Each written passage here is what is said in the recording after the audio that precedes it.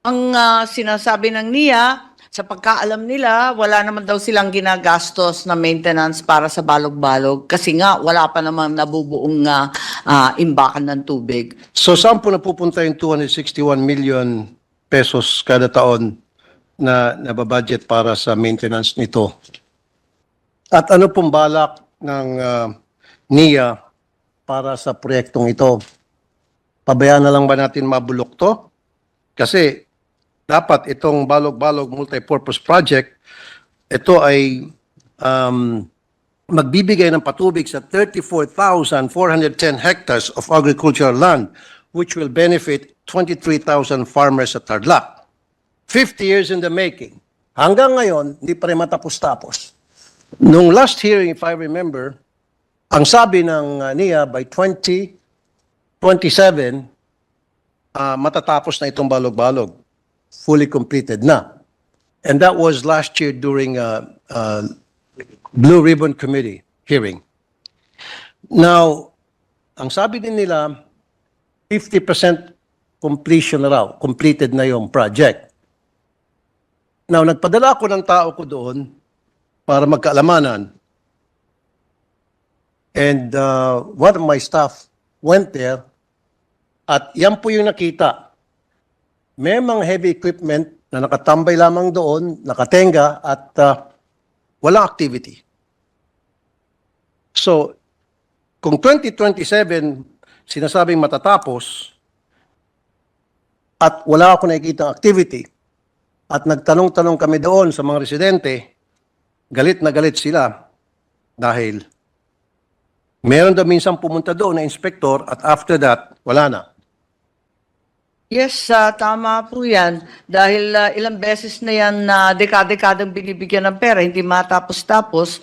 At ang pagkaalam ko, yung project, inire-restructure na ng NEDA ICC for an extension of project implementation hanggang 2028 kasi hindi nga matapos-tapos dahil ayon sa NIA, sa right-of-way issues sa DPWH, sabay ng gastos din daw nila sa personnel kasi may taong nagbabantay at nag-ooperate ng heavy equipment at hindi naman daw zero. Sa kabila ng reklamo nating lahat na hindi matapos-tapos itong dam na ito, sinasabi nila na meron silang 7,500 hectares na may irrigation na. Okay. So, gumagastos po ang NIA para doon sa mga taong nagbabantay, doon sa mga heavy equipment. Pumunta po yung tao ko doon at wala ho siya nakitang taong nagbabantay. Meron po mga nagbabantay doon siguro, yung mga langaw, ipis, daga, ahas. Yung po yung nagbabantay doon sa mga heavy equipment. Pero wala akong nakita ni isa kaluluwang tao. So, binabayaran po ba natin yung mga ipis doon, yung mga daga, yung mga ahas? Pinagdidiinan ng NIA na meron naman daw tao pagkat meron na rin daw irrigated area. Wala po, wala po. As a matter of fact, nagpadala po ako ng tao doon.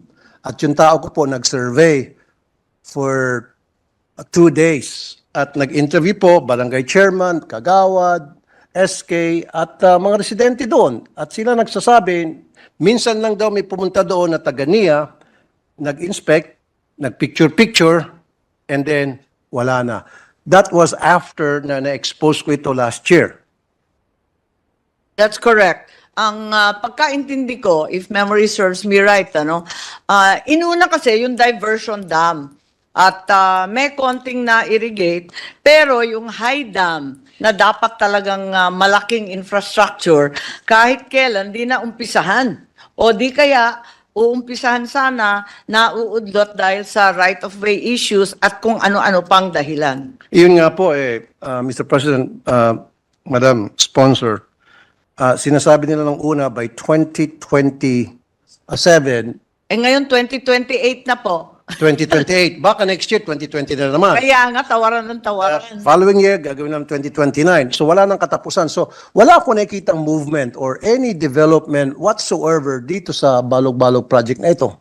So ano Kaya nga napunta na sa NEDA, kaya napunta na sa at i-restructure na yung project kasi nagiging kabulastugan na talaga eh. Correct. At wala nang naniniwala, dekada-dekada, taon-taon mula akong naging congressman, linalagyan ng bilyon-bilyon yan, wala naman natatapos na imbakan ng tubig. Correct. So, bakit humihingi ng 261 million kada taon ang NIA para sa maintenance nitong bulok na structure na ito? Ang sinasabi nila, yung phase 1, yung natapos nilang diversion dam at yung service area na may 12,000 mahigit na hectares at saka yung farmer beneficiaries daw na 7,300, sila raw ang tinutulungan ngayon at yun ang pinagagastusan.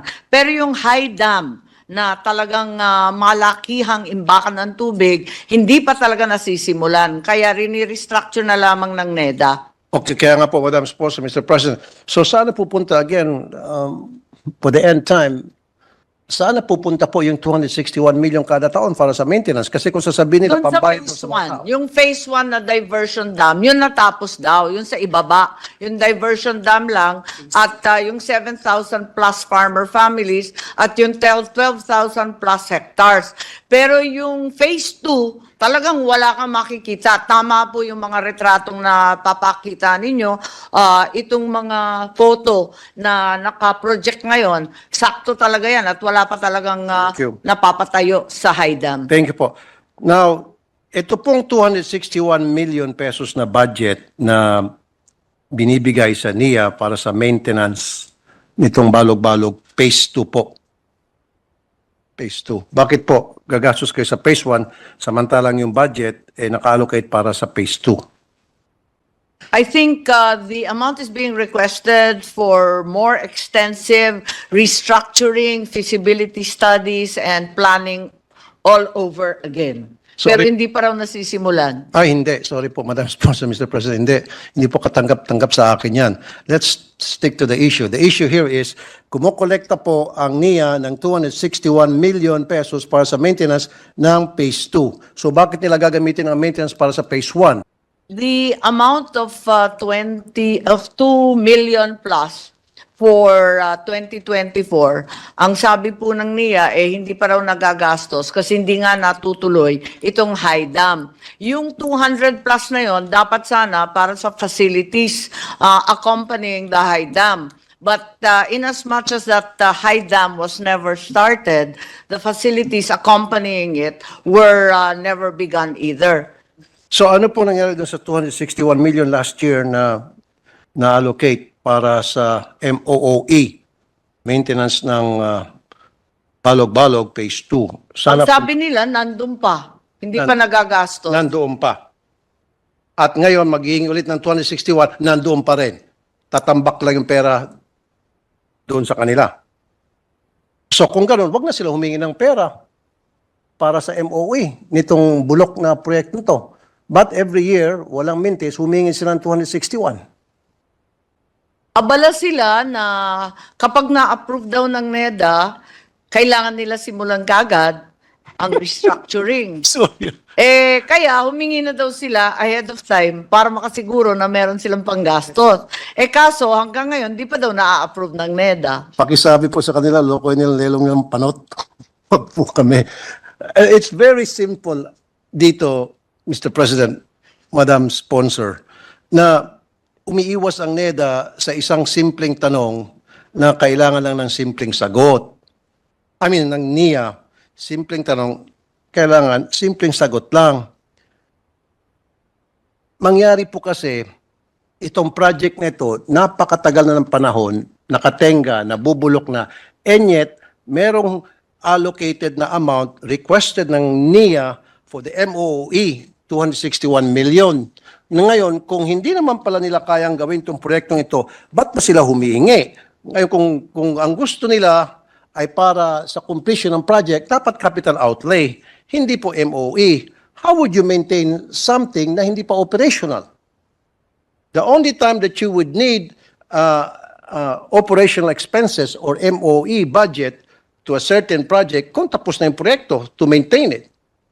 Pero kung hindi pa completed ang project, you don't need a budget for the MOOE. You need capital outlay kung ang gusto mo ay para tapusin itong proyektong ito. Aminado naman ang NIA na talagang MOOE ang pagka-release at pangalan ng budget pero hindi siya ginagamit pang maintenance dahil GOCC nga ang pag-release sa kanila ay MOOE kahit hindi maintenance ang Ba't sila gastusin. pumapayag po na it's under MOE? DBM kasi regulations yan. Kapag GOCC, iba yung bansag. Ang Okay. tawag talaga MOOE dahil subsidy ng national government sa korporasyon. So, ano pong plano ng NIA doon sa 261 million kada taon na sabi nyo nandoon lamang sa kanila, natatambak na? Anong plano nila gawin doon sa perang yon, Mr. President, Madam Sponsor? Okay, ang sabi nila, yung 260 na yan ay i-carry over sa susunod na taon, palibasa hindi na nagamit sa taong ito ng 2024, hindi sila hihingi ng panibago for 2025. So, they will stop. Carry over na lang. Okay. So, may follow-up question din. Ano ang balak nila dito sa project na ito? Sinabi nila nung last time, 2027, ngayon 2028 na naman. So, ano ang guarantee? So, ano yung mga ginagawa nila na para ma-ensure by 2027 or 2028 matatapos na talaga itong proyektong ito? Dapat, kung mangangako sila sa 2028, 2024 ngayon, sana man lang may kunting activities na nangyari doon sa project site. Ang sabi kanina, Mr. President, Madam Sponsor, nagbabayad sila sa ngayon ng mga tao para bantayan yung mga heavy equipment. Nabubulok na po yung mga heavy equipment doon. Wala po nagbabantay na tao doon. Sinungaling po yung nagsasabi na mayroong mga binabayarang tao para bantayan yung mga heavy equipment. Kasi po, ang kausap namin mismo, yung mga taga-barangay, yung mga farmers na naroon. So siguro mas maganda kung aminin na lang na na naging pabaya sila rito o may konting corruption, then I will stop. Tama po yun. Good. Pasangga po ako sa inyo na naiiskandalo talaga dito sa balog-balog multipurpose. Inaasahan ng taong bayan, subalit walang dumarating, dekada-dekada na yan. Ang tanging magagawa ng NIA, ang sabi nila, pagkat labis sa 2.5 billion ang halaga ng project, ay abangan yung NEDA ICC for the extension of the project hanggang 2028 na po ngayon. At ang cost, lumaki na, naging 18.8 billion yung total cost. Yun ang kanilang solusyon ngayon. Abangan na lang muna at antayin Abangan. kung ano yung Okay. hatol ng NEDA. Right. So, sa ngayon, dahil ang target date is 2028 na para makomplete yung project, ano po yung mga steps, ano po yung mga programa na ginagawa ng NIA para maisakatuparan na yung completion ng project by 2028 as they promised? Ayon sa kanila, na-update na nila yung mga dating plano kasi napakatagal na nga nitong project na to at pinangunahan na nga nila at humingi na nga ng pera yung hinahanap natin na 200 million at nag-design na sila ng mga accompanying facilities kahit wala pa yung high dam.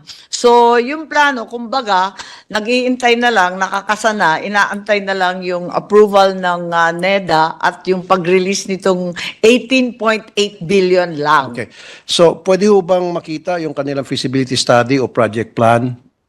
Para sa Papadala daw nila sa inyo kasi kompleto na yun at matagal na nag-iintay. alam naman nila, nakakalkaling ko to. Sana dala-dala nila ngayon. They know this way ahead of time na ito ho'y i-discuss ko. Alam nila na nag-imbestiga kami. So dapat ngayon pa lamang dinadala nila. Kasi pag sasabihin na dadalhin sa atin at paabutin nila ng 1 linggo, 2 linggo, 1 buwan hanggang sa mabaon na sa limot. Next time sana, Madam Sponsor, the President, dapat prepared ito. Budget ang pinag-usapan dito. Dapat prepared sila. Dala na lahat ng mga dokumento right here, right now. Ang pag-unawa nila, nakatanggap na raw ng kopya ang mga senador kasi nung nag-Blue Ribbon hearing, may dala raw silang mga kopya. Pero humihingi ako ng isang kopya pa kasi dapat aralin natin ng masusing at maigi.